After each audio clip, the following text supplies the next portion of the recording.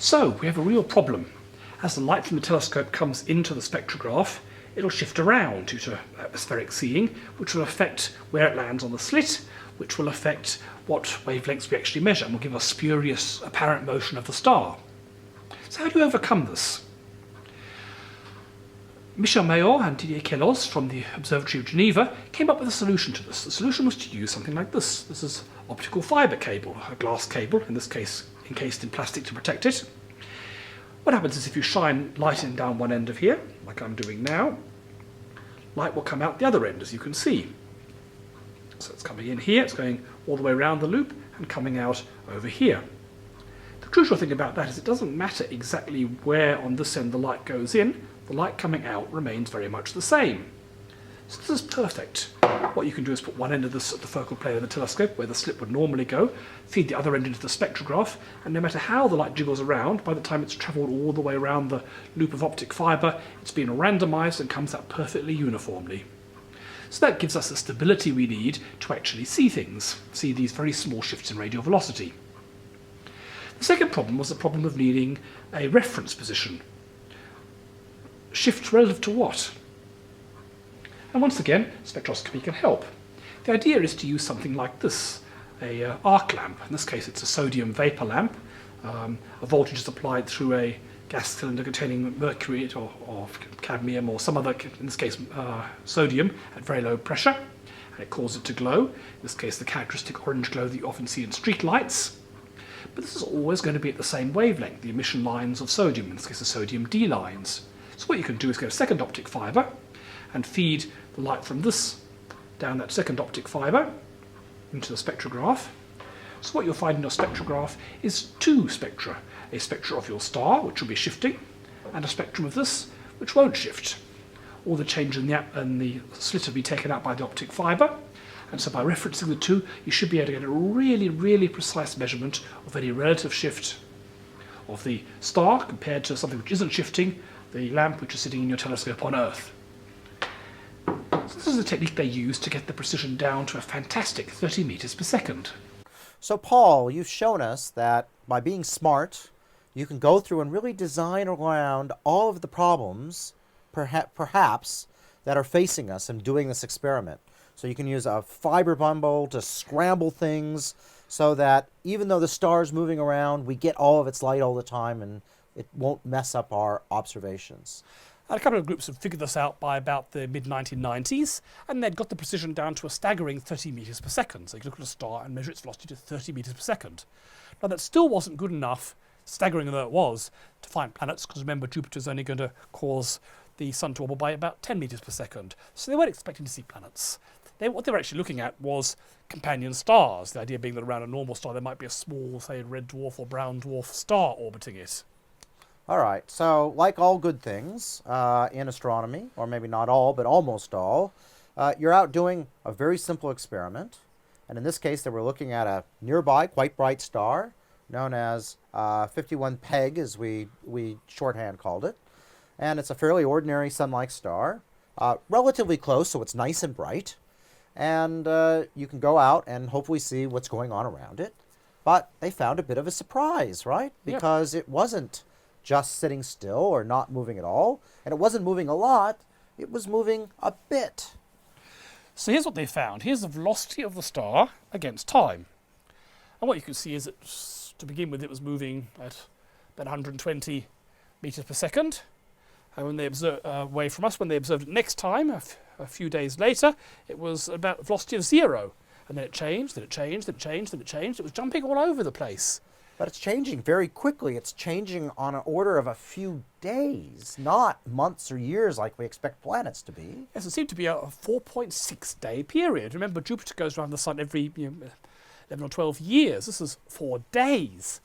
And the amplitude is enormous. Remember, they were not expecting to see planets. They were expecting to see a planet would cause about a 10 meter per second shift, which was within their uncertainties here. What they were actually picking up, however, was much bigger. It would shift by plus or minus about 75 meters per second. So talking about huge velocity shifts on an incredibly short time scale. So what's going on here? Well, it seems like we need to go through and use the mechanics that you've put forth and calculate what type of object could do this. So, what are the properties of this planet around 51 Peg? Well, I'm going to work out the properties as they would have been worked out by Mayor Onkelos back when first discovered. Since then, our measurement of the period and velocity has changed a bit, so the answers you see nowadays are a bit different. But the numbers they had to work with then were a period of 4.63 days. We now know it's a bit shorter than that. Velocity of the star of 74.5 meters per second.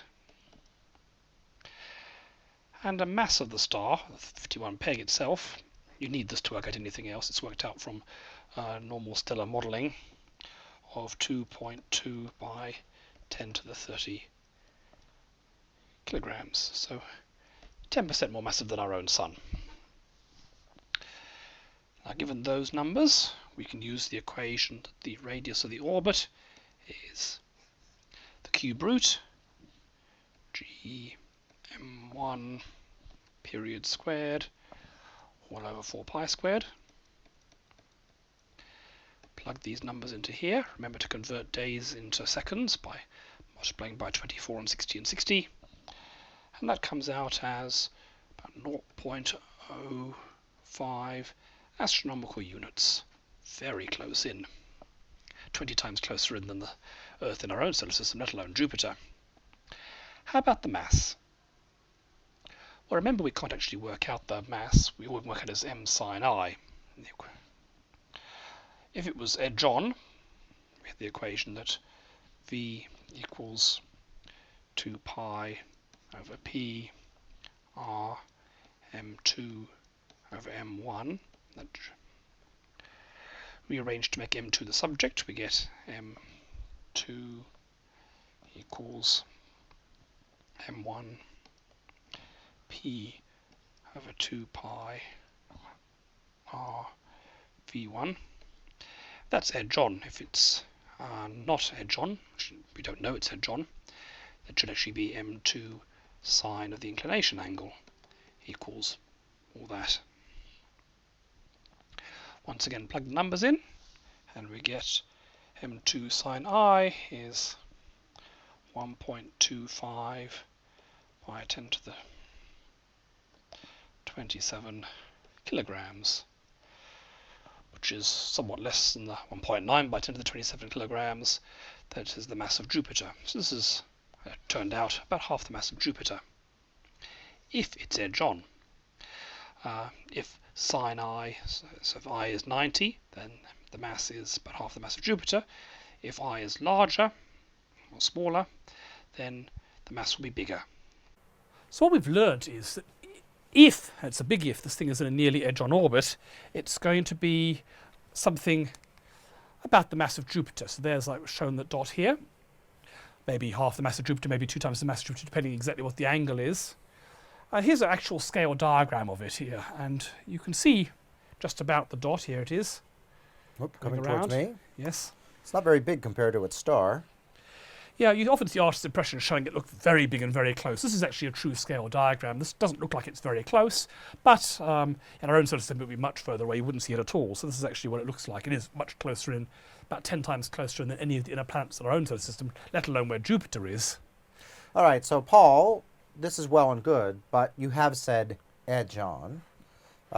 Couldn't it also be the other direction, so that it is face on, so that the planet is moving in the plane here of our screen, like this one, so that in that case, the motion of this star, the radial velocity is very small, and so you have to have a much bigger object, like a star rather than a planet, to account for what we see. Yep, so this is entirely possible. It could be that it's actually not a planet orbiting, but something much more massive like a red dwarf star like I've shown here. But for this to be the case, the orbit would have to be very, very precisely within a degree or so of being face on, which is actually quite a coincidence. If it's more than that, the radial velocity would be too great, because a thing like this would have much more mass. So it would take a fair coincidence that it was so precisely face on. And they didn't look at thousands of stars to find this, right? They only looked at a few. So it's not like we're just selecting the one out of a thousand objects. It really was out of a few. So the odds are that it actually isn't this. It really is a planet. But you don't want to rely on odds like that.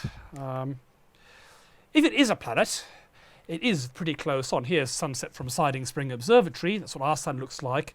If we were watching sunset on this planet and it really was an edge-on thing, that's what sunset would look like. Ooh, I think it would be pretty hot on that planet by the looks of the sun being that large. Yeah, so you certainly wouldn't be seeing gum tree-covered hills down here. In fact, it probably is a gas giant planet. We know that planets of that sort of mass in our own solar system are like Jupiter and Saturn, which are gas giants, don't have solid surfaces. But we don't really know anything about this planet. So it would be really cool if it exists, but I think the big question is it real? And, you know, so the data, as you showed, are really, really hard to get. They've had to go through and do all these little things, and, you know, let's face it, it's pretty easy to make a mistake when you're on the bleeding edge like they were. And you don't know for sure that it's not actually a star, not a planet in edge-on orbit.